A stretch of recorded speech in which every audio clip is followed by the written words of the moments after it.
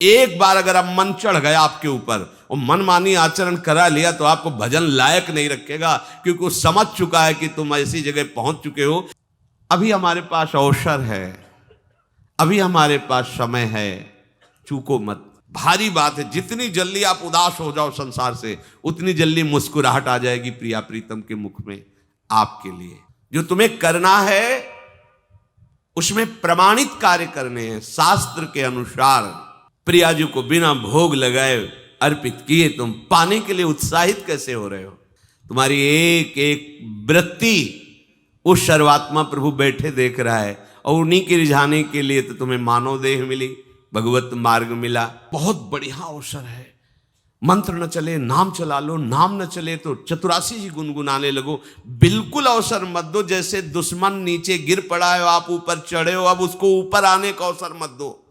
ऊपर आने का अवसर दिया तो अब आपको ऊपर आने का अवसर दुश्मन नहीं दे पाएगा, ध्यान रखना। एक बार अगर अब मन चढ़ गया आपके ऊपर और मनमानी आचरण करा लिया तो आपको भजन लायक नहीं रखेगा, क्योंकि वो समझ चुका है कि तुम ऐसी जगह पहुंच चुके हो कि अगर अब हम इसको हरा ना पाए तो मुझे जिंदगी भर इसका गुलाम बनना पड़ेगा। मन ने देख लिया है कि अब हम मारे जाएंगे, अब मुझे मरना पड़ेगा, तो वो आखिरी कोशिश करके आपका नाश करेगा। बस आप सावधान हो जाओ। इस समय आपके घुटने उसके गर्दन के ऊपर हैं, ऐसा समझो, क्योंकि सदगुरु आश्रय, संत आश्रय, सत्संग, नाम धाम आश्रय। अब वो विचलित हो रहा है, भड़बड़ा रहा है, कोई तो मिले ऐसा, थोड़ा तो हमें जीवन दान दे, क्या विषय भोग, थोड़ा तो मुझे विषय सेवन करने को मिले। चूक कर दी तो फिर गिरा देगा। परमहंस श्री ओंकारानंद सरस्वती जी ले जब बिल्कुल नई अवस्था में सामने उनके गए तो उनका, अच्छा बच्चा, बड़े भाग्यशाली हो, वैराग्य मार्ग में आए हो, पर ध्यान रखना। एक सांप को जब बंदर पकड़ता है तो बोले ऐसे ऐसे जड़ में रगड़ता है, फिर देखता, सू तो नहीं बोला, फिर रगड़ता है, और वो मरने पर भी रगड़ता ही रहता है कि कहीं इसमें जान न। बोले बस ऐसे ही साधु को, साधक को, उपासक को अपने मन को रगड़ना है। राधा वल्लभ श्री हरिवंश, राधा वल्लभ श्री हरिवंश, राधा वल्लभ श्री हरिवंश। अगर सू बोलने का मतलब अगर थोड़ा भी विषय स्फुरण रह गया है तो अभी रगड़ते रहो, राधा वल्लभ श्री हरिवंश। फिर सच्ची कहते भजन करना नहीं पड़ता। जैसे भजन थोड़ी करना पड़ता है ही नहीं भजन, किसी और कुछ क्या करें, कुछ है ही नहीं यंत्रों में, वो स्फुरते केवल वही। अब उसको भजन थोड़ी करना है, रह ही नहीं गया, कुछ करना ही नहीं रह गया है। हंस रहे, खेल रहे, बात कर रहे, खा रहे, पी रहे, चल रहे, ठाड़े बैठे परे उताना, कबीर काहे हम राहें ठिकाना, हर समय। पर वो स्थिति प्राप्त करने के लिए निरंतर अभ्यास की आवश्यकता है। श्री भगवान कह रहे हैं, परमम पुरुषम दिव्यम याति पार्थानुचिंतयेत। जो मेरा सदैव चिंतन करता रहता है, दिव्य परम पुरुष का साक्षात्कार उसको अपने चित्त में ही हो जाता है। चित्त स्थान भगवान वासुदेव का है। शरीर छोड़ने के बाद नहीं, शरीर रहते ही ऐसी आनंद की वृत्ति उदय होती है। अब उनके लिए शब्द ही नहीं तो क्या वर्णन करें। ऐसी आनंद की उसी आनंद में वो आनंद समुद्र प्रभु प्रकाशित होने लगते हैं। पर उस आनंद में जहां आपका थोड़ा प्रवेश होता है, आप उलझ करके विषय की तरफ चले जाते हैं। ध्यान देना हमारी इस बात को, यह अनुभवगम्य बात कहते हैं। जब आपको भजन का थोड़ा आनंद मिलेगा तो आप थोड़ा निश्चिंत जैसे होते हैं, उसी समय मन आपको विषयों में फंसा देगा। जब आपको भजन का अभ्यास बढ़ने लगे, आनंद मिलने लगे, तो आपको उदासीनता बढ़ानी है, हंसना नहीं है, लोगों से मिलना नहीं, खेलना नहीं है, क्योंकि इस समय चढ़ाई का है। आनंद स्फुरित होने लगा, बचाओ, बिल्कुल आसपास से सुरक्षित हो जाओ। वो आनंद ही आपको ऊपर ऐसी स्थिति में ला देगा जहां ये विषय नहीं ले जाएंगे। भगवान कह रहे, परमम पुरुषम दिव्यम याति पार्थानुचिंतयन्। जो निरंतर अभ्यास चिंतन का करता है, उससे चित्त में ही भगवत साक्षात्कार हो जाता है। अगर आप सावधान नहीं रहेंगे, चिंतन सही नहीं रहेगा आपका, तो किसी भी अवस्था में ये विषय चिंतन छूटने वाला नहीं। अभी हमारे पास अवसर है, अभी हमारे पास समय है, चूको मत। ये बहुत सूक्ष्म लड़ाई है, ये कोई बाहर के लाठी डंडा गोली वाली लड़ाई नहीं है, ये अंतर की लड़ाई है। इसमें बड़े बड़े हार जाते हैं। अगर कोई जीत पाता है तो एकमात्र भगवान को समर्पित चित्त वाला जीतता है। हमें लगता है आपको बढ़िया समर्पण का अवसर है, अब आप ये जो मना किया जाता है, उन विषयों का भोग करते हैं, विषयों का सेवन करते हैं, तो फिर ऐसा लगता है अब हम नहीं कर पाएंगे, हमारे पास कोई चांस नहीं रह गया कि अब आपको संभाल सकें। इसलिए आप सहयोग कीजिए। ये बाहरी आनंद 4 दिन का है, मान जाओ, बाहरी आनंद। ये श्री जी के मार्ग के लिए हम कह रहे हैं किसी जन्म में भगवत प्राप्ति करनी। अगर आप नहीं कर मानोगे, मनमानी आचरण करोगे तो भ्रष्ट हो जाओगे। ये संसार का स्वरूप है, किसी न किसी बहाने से वो आपको सतमार्ग से हटाएगा। ना किसी को घर आने दो, ना किसी के घर जाओ, ना किसी को रंग लगाओ, ना किसी से रंग लगवाओ। अपनी प्रिया प्रीतम के साथ होली खेलो। यहाँ जो सत्संग हो रहा है ठीक है, सुना, एकांतिक किया, कुटिया में जाओ चुपचाप, अपने श्री जी को रंग लगाओ, श्री जी के सामने पद गाओ, श्री जी के सामने नाचो, उन्हीं तो भावना में उनके साथ खेलो, किसी और की जरूरत नहीं। कोई अब दूसरा हमें छुए, दूसरा कोई हमारा अपना बने, अब हमें जरूरत नहीं है। देखो हमारी भाषा समझ में आ रही हो तो समझ लेना, नहीं बाद में पछताओगे।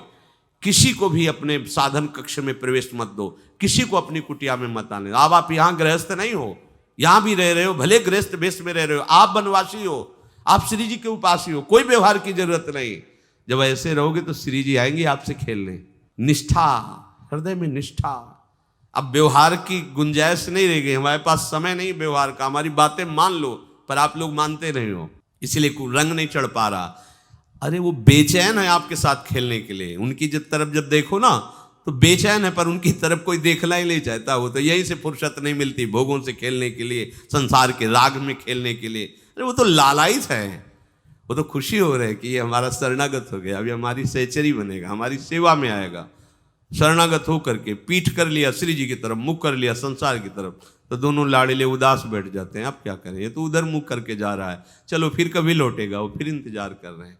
विमुख भये निमिषो ना अकृपा, जब चिते तब।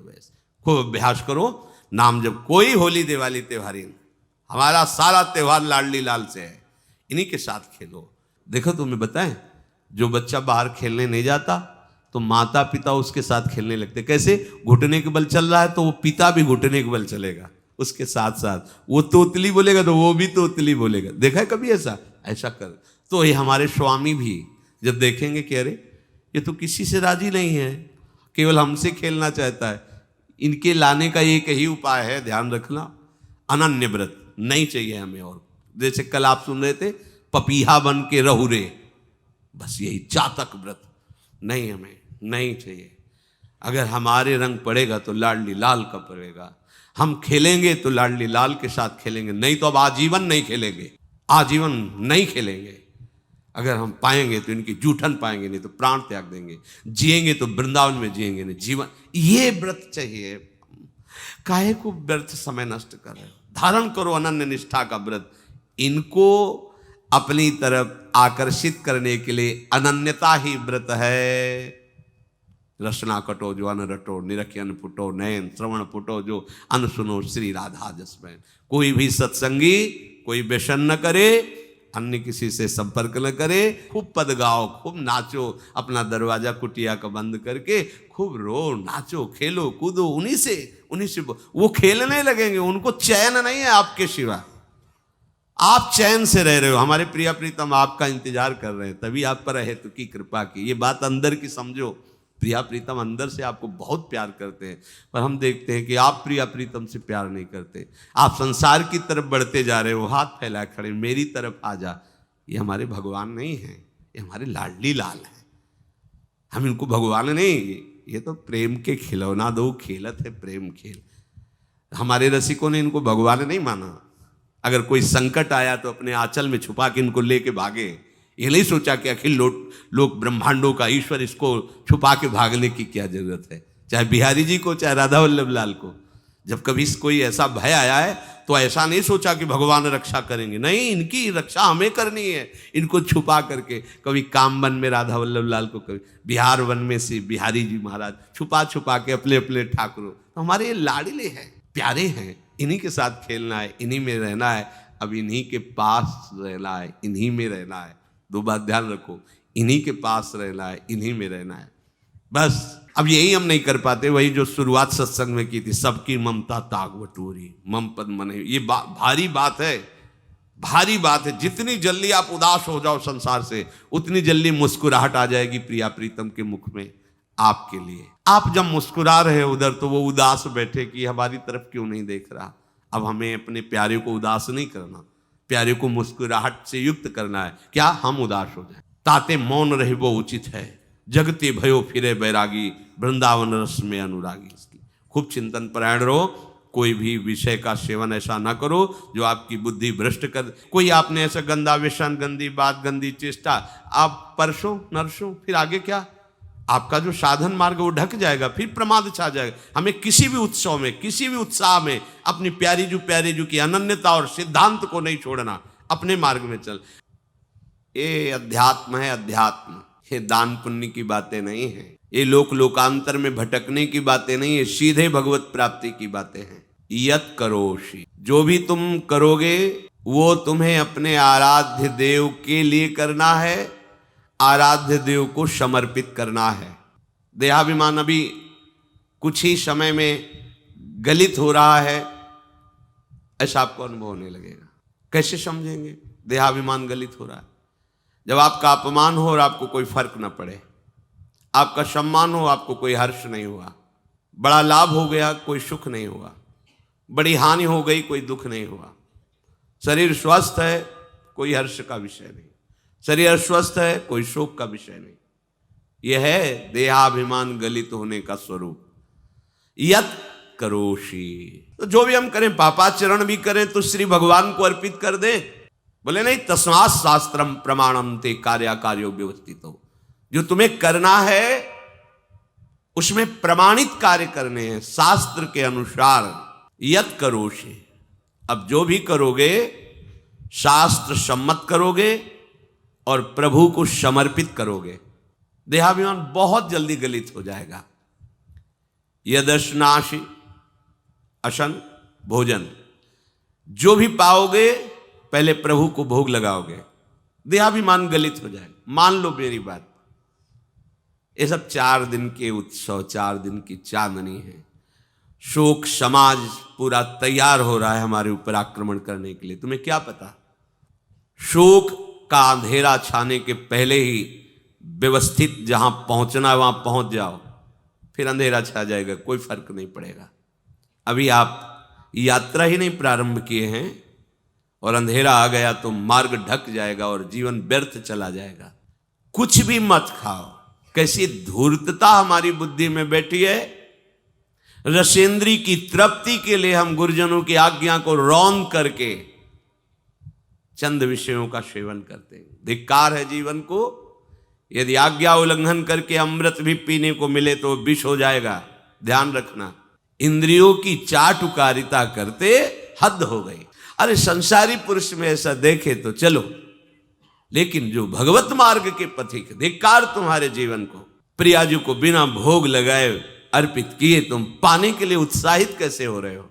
जिन वस्तुओं को निषेध किया गया है उनकी तरफ स्वप्न में भी अगर गति हो तो जलन होनी चाहिए कि स्वप्न में भी हमने कैसे स्वीकार कर लिया। कभी कभी ऐसा लगता है कि भगवत प्राप्ति बहुत कठिन, ये समझने वाले नहीं। मेढक को तौलने का अगर हमें आदेश मिले तो तौलना बहुत कठिन है। 5 रखो, 2 उधर छिटक के चले गए, उनको घसीटो तो 3 पहले वाले फिर उतर के चले। ऐसे है, सावधान हो जाओ। ये आज्ञा का उल्लंघन तुम्हारे लिए नारकी गति का काम करेगा।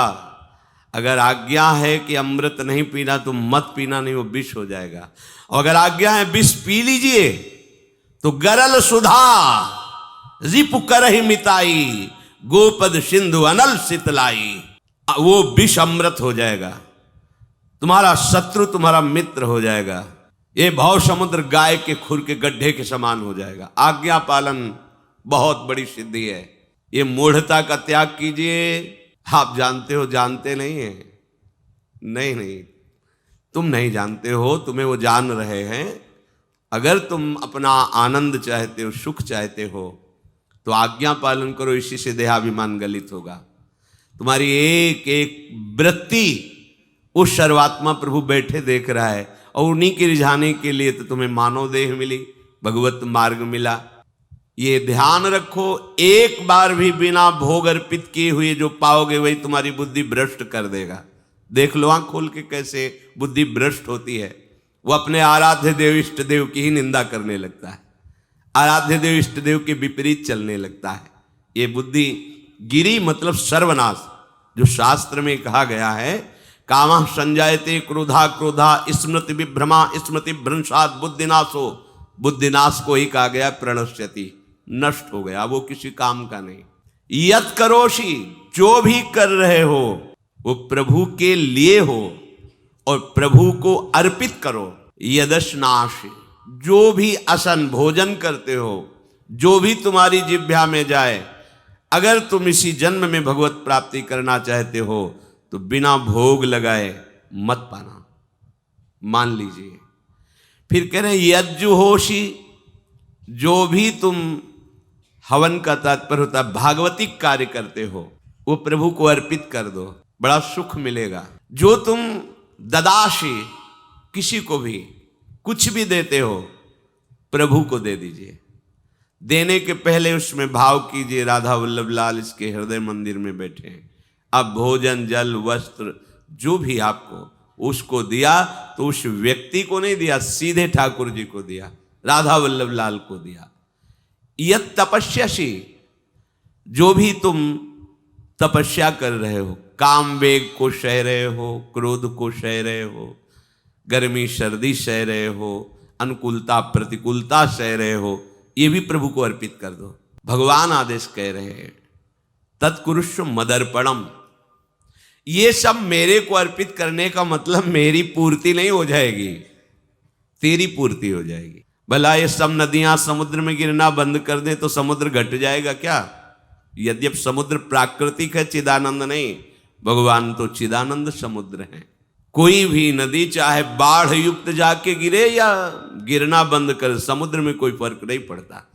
इसीलिए सेवक जी ने कहा है मांगो मन मनुष्य दास अपनी कर, पूर्ण काम सदा हृदयम। हे पूर्ण काम प्रभु, यद्यपि आपको मेरी जरूरत नहीं है पर मैं अपने लिए मांग रहा हूं कि अपनी दासी बना लीजिए।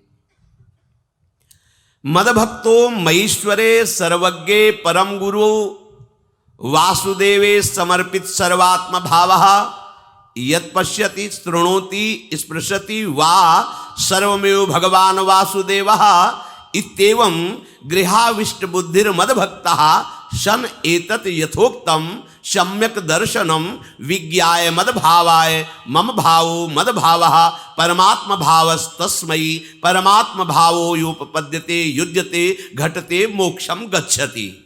वेद कहता है, भगवान की वाणी, मद भक्तो, जो मेरा भक्त हो गया है। अभी हम देह भक्त हैं, भोगों के भक्त हैं, विषयों के भक्त हैं, काम क्रोध लोभ मोह जब जो चाहता है हमें परास्त कर देता है। लेकिन जो मद भक्तो हो गया उसको नहीं, बाहरी वेश परिवर्तन से मद भक्तो नहीं होता। कभी कभी हंसी आती है कि अमृत कुंड को छोड़ करके मल कुंड का स्वाद लेने के लिए कितना लालायित है जीव, कैसी मंद बुद्धि। मतलब एकदम लगता है कि वाह प्रभु आपकी है विचित्र माया है। ये इधर कूदे तो अमृत कुंड है, इधर कूद रहा है मल कुंड है। वो जानबूझ करके अमृत को त्याग करके मल कुंड में जा रहा है, जहां हमारी प्यारी जी और प्यारे जी की ऐसी सुख वृत्ति है। वेणु कानन कुणित श्रवण सुंदर सुनत मुक्ति सम सकल सुख पाए पग पेलिरी। मोक्ष सुख को भी लात मार करके जिस सुख में बढ़ा है, कैसा कैसा तुम्हारा आश्रय है। हमारे युगल सरकार का ऐसा सुख है कि मोक्ष सुख थूक देने योग्य हो जाता है, और आप युगल सरकार को एक तुच्छ विषय के लिए छोड़ देते। कैसे भक्त हो तुम, कैसे हो तुम? खुद प्रश्न करके देखो। कभी तुम्हें अपने ऊपर धिक्कार नहीं आता? अपने को बहुत चतुर समझते हो, अपने को बहुत प्रवीण समझते हो कि कोई नहीं जानता हम क्या खाते हैं, कोई नहीं जानता हम कहां जाते हैं, कोई नहीं जानता हम कैसे खिलाड़ी हैं कि खेल रहे हैं। अरे पागल, तू कैसा खेल रहा है। ये जगन नाटक वैभवा, वो बैठे हुए डायरेक्टर सब कुछ देख रहा है और तुम्हारी कहानी लिख रहा है। बहुत होश में हो जाओ, हर समय तुम दृष्टि में हो, ऐसा मत समझो। मद भक्तो मईश्वरे सर्वज्ञ, समझ मैं सर्वज्ञ हूं, मैं सब कुछ देख रहा हूं। परम गुरु, मैं गुरुओं का भी गुरु, परम गुरु हूं। भगवान बोल रहे वो है, वही परम गुरु है, क्योंकि गुरु शब्द ही उन्हीं के आगे है, दूसरा कोई नहीं, कोई है ही नहीं दूसरा, दूसरो न कोई, वही परम गुरु है, क्योंकि उनके सिवा कोई है नहीं, वही है परम गुरु। बड़े करुणा में है। अगर ये सोचा जाए कि भगवान की वाणी और गुरु की वाणी अलग है तो भ्रम है आपको। भगवान की वाणी गूंज रही है, पकड़ो, आपको लगेगा बातें कर रहे हो, कहाँ गूंज रही है? अभी ट्रांजिस्टर लाइए, लखनऊ लगाइए, अभी बोलने लगेगा, तो वाणी गूंज रही ना लखनऊ की। कानपुर लगाइए, कानपुर बोल लेगा, क्योंकि उसमें पावर है उस वाणी को घसीटने का। एक यंत्र जैसा तुम्हारे अंदर तो पावर नहीं है, तुम अपने को बहुत पावरशील समझते हो। एक इतना बड़ा ट्रांजिस्टर लाइए, उसे आप अभी लगाइए बंबई, वो अगर स्टेशन आ रहा पकड़ में तो बोलने लगेगा कि बंबई की आकाशवाणी से बोल रहा हूं, आकाशवाणी पकड़ रहा है वो। तुम्हारे अंदर कितनी सामर्थ्य है, तुम गुरुवाणी सामने से नहीं पकड़ पा रहे हो, आकाशवाणी क्या पकड़ोगे?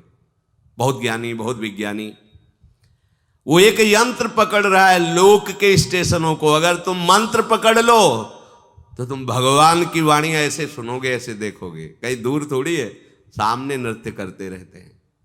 नेत्र खुले थोड़ा, पावर आप में है, जो मंत्र मिला है वो यंत्र पकड़ता है स्टेशन, पावर तुम्हारा सीधे पावर हाउस को पकड़ेगा। अखिल ब्रह्मांडों का पावर वासुदेवा समर्पित सर्वात्म भावः, तो यत् पश्यति यत् शृणोति स्पृशति, वो भगवान का स्पर्श करेगा, भगवान की वाणी सुनेगा, भगवान को ही देखेगा।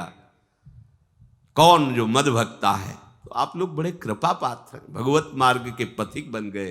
कहाँ फंसे हो यार, कहाँ? बड़ी हंसी आती है। साधक अपने छोटे से दोष को पहाड़ की तरह देखकर व्याकुल हो जाता है और गुरु और भगवान से पुकारता है, नाथ देखो मैं ऐसा, मुझे बचा लो।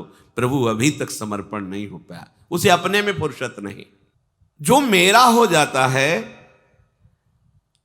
वो निरंतर मेरा चिंतन करता है, इसलिए मैं उसको सुनाई देता हूं। तुम किसका चिंतन कर रहे हो? संसार का। तो क्या सुनाई दे रहा है? संसार। तुम किसको देखना चाहते हो? संसार को। तो क्या दिखाई दे रहा है? स्त्री पुरुष दोष गुण। भगवान कह रहे मद भक्तो, जो मेरा भक्त है वो यत् पश्यति शृणोति स्पृशति। प्रभु स्पर्श में आते, केवल देखने में नहीं आते।